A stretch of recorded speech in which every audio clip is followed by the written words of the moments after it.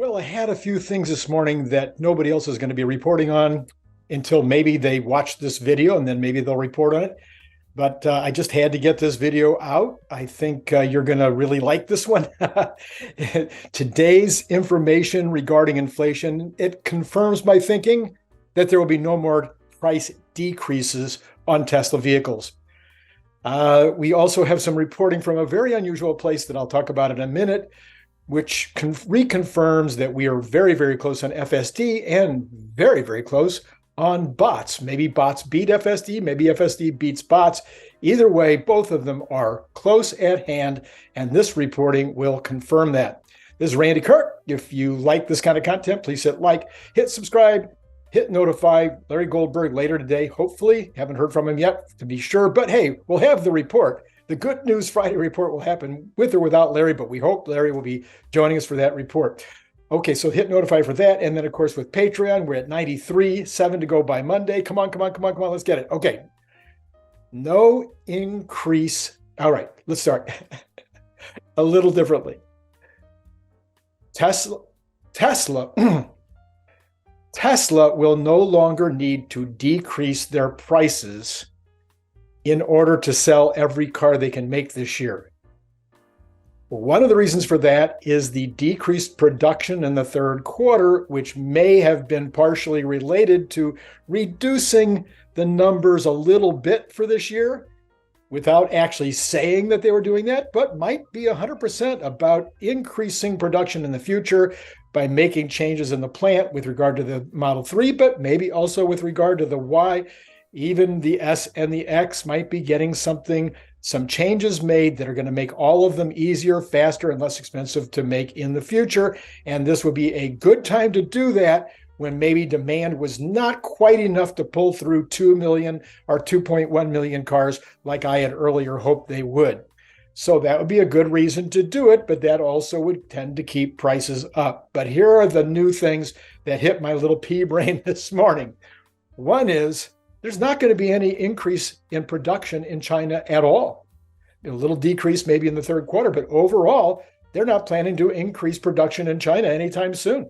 Maybe when they get the Gen 3 car, but there's no plans to go to 1.7 or 1.3 or even 1.2 million cars in China. Therefore, they only need to sell the current production in China in order to sell out. So they're already selling that many cars, and they're opening new markets that China is serving. They just started Malaysia, multiple countries being opened up, which means more production that's going to be taken from China's capability.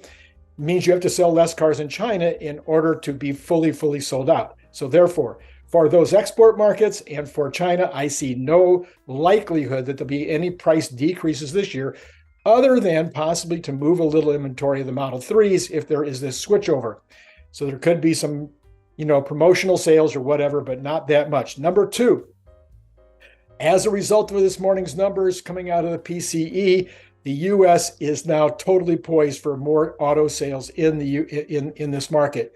And the reason for that is we have this old fleet. We've been talking about that for weeks and weeks and weeks. But, the big hang up has been what are people willing to pay in interest, and what does that do to their monthly payments? Well, at a certain point that gets worked in. People they already know what that monthly payment is going to be. They know it's going to be $700 a month or $800 a month. They're already figuring that in. Maybe it's going to be $900, even $1,000. More people are now paying $1,000 a month or more for their monthly payments than ever in history. So it's baked in, and you just figure it into the budget. However, with this morning's report from the PCE, now we pretty well can be 100% confident. I'm going to call it right now. The Fed will not be raising interest rates anymore. Period. It's done. It's over. No chance. No way. No how. Yes, crazy things could happen. War, pestilence, etc. Those things. I'm not counting those things. Everything being normal, the Fed is done raising interest rates. And so what does that mean? Oh, the likelihood is they may have to start cutting interest rates, and also that the market itself, because the Fed is not the only person setting interest rates. I think you'll start seeing mortgage rates going down. You're going to see new car auto rates going down a little bit because everybody's going to assume that there's no more increases and there's probably decreases. Number 3, Tesla can play with the interest rates to keep the sales high. I can't remember right now whether it was General Motors or Ford, but one of them just announced that they've got some 1.1% loans. Tesla can do the same thing. They just went to the bond market for $1 billion worth of money for bundling these kinds of loans. Tesla can play around with those and lose money if they want to. Instead of lowering prices, they can play with these leases, play with the loans, and either take a little bit less margin or take no margin, even negative margin on the loans themselves, which would reduce the auto results, but not as much as lowering prices. So I would say that those things can happen if they see that there is problems moving all the metal out of the U.S. factories. Now, what about moving all the metal out of the U.S. factories? Well, there's going to be a lot more Ys made in the Austin plant this year. Even with the slowdown that they're talking about, no, that's not slowing down Austin. Austin's going to continue to ramp, and that means lots and lots and lots of Ys. Well, the Model Y is in huge demand. There's no real problem with the demand for Y, and that demand is going to continue to grow in the central part of the country. And when the truck comes out, people start seeing the truck, that's just going to increase even more. So I'm not worried about Model Ys having to be reduced anymore in the United States. I think that's not going to happen. Therefore, that's my call. Okay, then Europe, yes, they'll be adding some Model Ys also, but the demand seems strong enough there.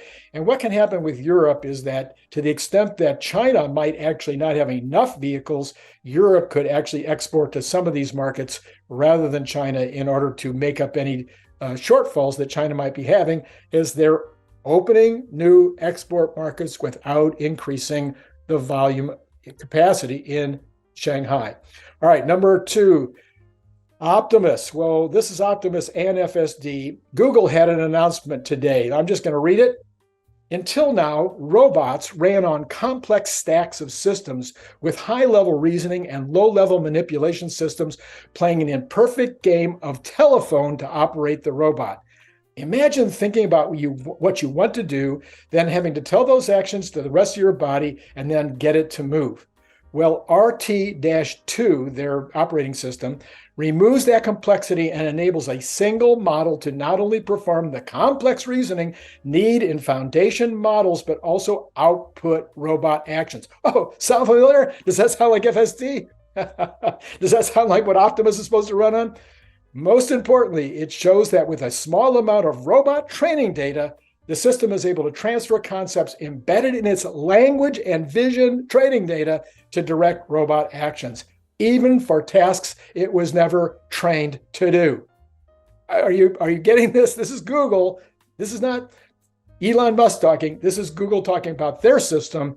They're years behind Tesla in this vision aspect, but if you don't believe Tesla, if your friends don't believe Tesla, here's Google saying they now have it too. For example, if you wanted previous systems to be able to throw away a piece of trash, you would have to explicitly train them to be able to identify the trash as well as pick it up and then throw it away. Because RT-2 is able to transfer knowledge from a large corpus of web data, YouTube data, I'm putting that in there, visual data. It already has an idea of what trash is, and it can identify it without explicit training. It even has an idea of how to throw away the trash, even though it has never been trained to take the action. Are you hearing this? This is huge. And think about the abstract nature of trash.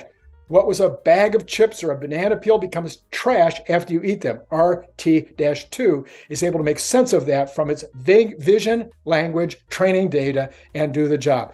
There is no requirement that the bot have great understanding of the environment. It needs to know a local environment only and how to do the task. I'm sorry, that's me. I'm saying that. There is no requirement that a bot needs to have a great understanding of its environment, but with this visual learning, able to learn it from YouTube videos, able to learn it from watching television, able to learn it from specific information that's fed to it, it will be able to learn its environment. But it doesn't need to know that it only needs to know a local environment to be able to do its task.